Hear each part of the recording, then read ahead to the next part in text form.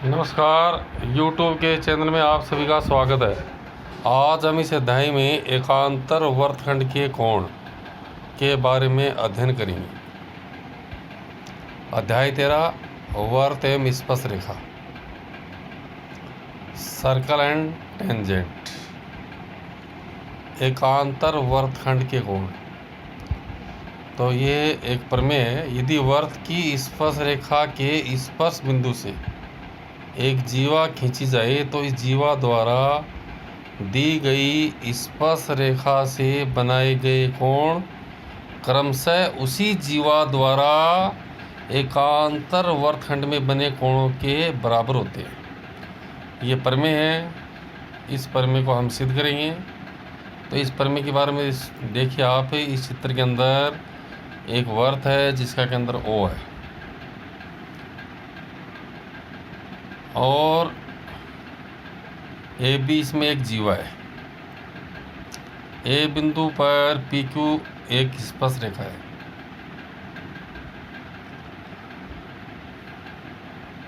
तो ये जो जीवा AB है, इस जीवा AB के द्वारा इसमें दो वर्तखंड बन रहे हैं, एक लघु वर्तखंड और एक दीर्घ वर्तखंड। तो लघु वर्तखंड कौन सा है? ADB। ठीक है। तो इसके अंदर ये स्पर्श रेखा से कौन सा कोण बन रहा है? कोण 1। तो दूसरा जो वर्तखंड है उसमें परिधि के ऊपर कौन सा कोण बन रहा है? कोण 3। तो कोण 1 किसके बराबर होना चाहिए? कोण 3 के। इसी प्रकार से हम देखें कि जो दीर्घ वर्तखंड है उसमें स्पर्श रेखा के साथ कोण 2 बन रहा है और जो लघु वर्तखंड है उसमें इस जीवा के द्वारा कौन सा कोण अंतरित हो रहा है? कोण 4। तो कोण 2 किसके बराबर होगा? कोण 4 के। तो कोण 1 तो 3 के बराबर है, कोण 2 4 के बराबर। इसको हमें सिद्ध करेंगे।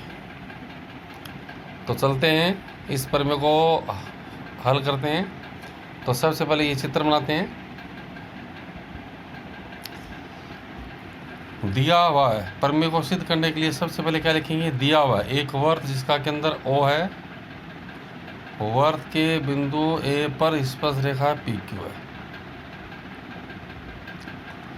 जीवा AB स्पर्श रेखा PQ के साथ क्रमशः कोण 1 व कोण 2 की रचना करती है। ठीक है। तो ये जो जीवा AB है वो स्पर्श रेखा PQ के साथ कौन कौन से कोण बना रही है? कोण 1 और कोण 2। कोण 1 तो कोण 1 कौन सा है? कोण BAQ। कोण 2 कौन सा है? कोण BAP। कोण 3 और 4 एकांतर वर्तखंडों के बिंदु C व D पर बने कोण है। ठीक है।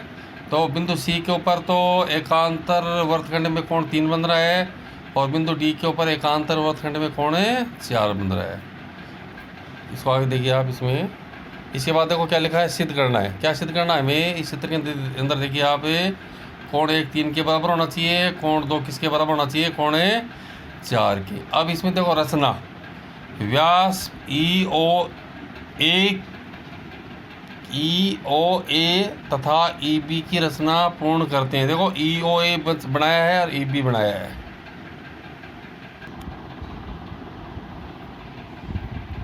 तो रचना देखिए आप इसमें चित्र में, EOA तथा EB की रचना पूर्ण करते हैं। आगे देखिए उत्पत्ति। देखो EOA क्या है?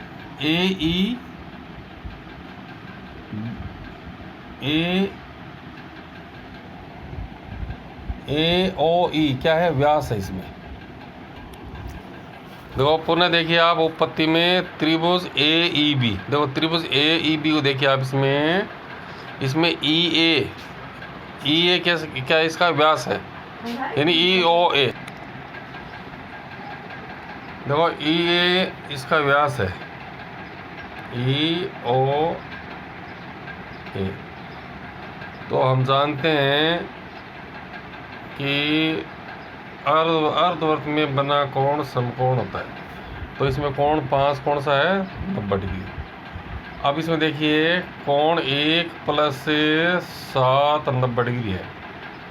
क्यों है कि कोण ये पी क्यू स्पर्श रेखा है, तो ओ ए क्यू 90 डिग्री होगा, तो कोण 1 प्लस 7 90 डिग्री। अब देखिए इसमें जो त्रिभुज है उसमें कोण 5, कोण 6, कोण 7 का योग कितना होगा 180 डिग्री।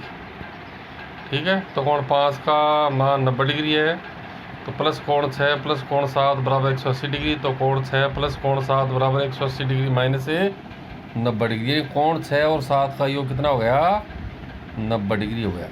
ठीक है, और कोण 1 और 7 का योग भी कितना 90 डिग्री। तो कोण 1 प्लस 7 बराबर हो गया कोण 6 प्लस 7, यानी कोण 1 किसके बराबर है 6 के बराबर। दोनों तरफ है कोण 7 को हटा देंगे, तो अब देखिए कोण 1 6 के बराबर है। ठीक है, अब हमें सिद्ध करना है कि कोण 1 3 के बराबर होना चाहिए। तो देखो कोण 3 और 6 है वो एक ही चाप के द्वारा बने हुए कोण है। ठीक है, कौन सा चाप कोण ए डी बी, चाप ए डी बी एक ही वर्तखंड के कोण है ए डी बी। तो देखो कोण 3 किसके बराबर है कोण 6 के बराबर। देखो नीचे लिखा है कोण 3 व कोण 6 एक ही वर्तखंड के कोण है, तो कोण 3 6 के बराबर है।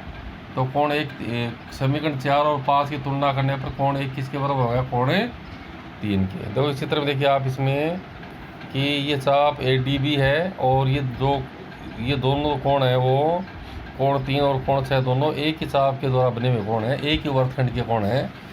तो कोण 3 किसके बराबर कोण 6 के। अब इसके बाद आगे देखिए आप इसमें कि कोण 1 3 के बराबर सिद्ध हो चुका है। ठीक है, अब हमें कोण 2 को किसके बराबर सिद्ध करना है 4 के बराबर सिद्ध करना है। ठीक है, तो इसी तरह देखो पी ए क्यू ए के सरल रेखा है, तो कोण 1 प्लस 2 का योग कितना होगा 180 डिग्री। देखो कोण 1 प्लस 2 का योग 180 डिग्री।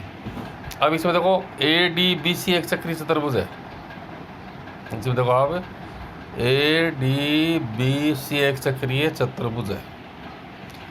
तो इस चक्रीय चतुर्भुज में कौन कौन से आमने से जो सम्मुख कोण है उनका योग 180 डिग्री होता है। तो कोण 3 प्लस 4 का योग कितना होगा 180 डिग्री। तो देखिए आप इसमें कोण 3 प्लस 4 का योग 180 डिग्री। तो समीकरण 6 और 7 की तुलना करें तो कोण 1 प्लस 2 बराबर कोण 3 प्लस 4। तो कोण 1 किसके बराबर 3 के बराबर है, ये हम सिद्ध कर चुके हैं। तो कोण 2 किसके बराबर हो गया कोण 4 के। इस प्रकार से हम इस प्रमेय को सिद्ध कर सकते हैं। ये पूरी प्रमेय आपके स्क्रीन पर है, आप इसको देख सकते हो। सबसे पहले मैं प्रमेय को रख रहा हूँ स्क्रीन पर। ये प्रमेय आप इसको देखिए। यदि वृत्त की स्पर्श रेखा को स्पर्श बिंदु से एक जीवा खींची जाए तो इस जीवा द्वारा दी गई स्पर्श रेखा से बनाए गए कोण क्रमशः उसी जीवा द्वारा एकांतर वर्तखंड में बने कोणों के बराबर होते हैं। ठीक है, अब देखो सबसे पहले ये पेज नंबर 1 देखो, ये पूरा क्वेश्चन मैं स्क्रीन पर रख रहा हूँ। इसका हल चित्र बनाया है, फिर उसके बाद क्या लिखा है दिया हुआ है। आप इसको एक बार देखिए।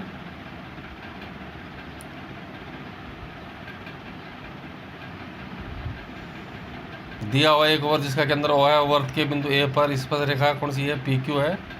जीवा ए बी स्पर्श रेखा के साथ क्रम से कोण 1 व कोण 2 की रचना करती है। ठीक है, पी क्यू स्पर्श रेखा है, ए बी जीवा है, तो जीवा ए बी है वो उसके साथ स्पर्श रेखा कौन सा कोण बना रही है कोण 1 और कोण 2। ठीक है, और कोण 3 व 4 एकांतर वर्तखंड में बने हुए कोण है बिंदु सी और डी पर। इसके आगे देखिए आप इसमें इसके बाद लिखा सिद्ध करना है, फिर रचना और फिर उत्पत्ति। ठीक है, ये पूरा क्वेश्चन मैं स्क्रीन पर रख रहा हूँ, आप इसको एक बार देखिए।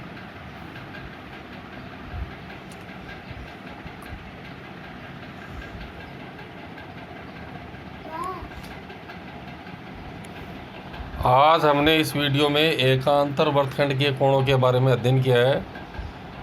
आप सभी का बहुत बहुत धन्यवाद।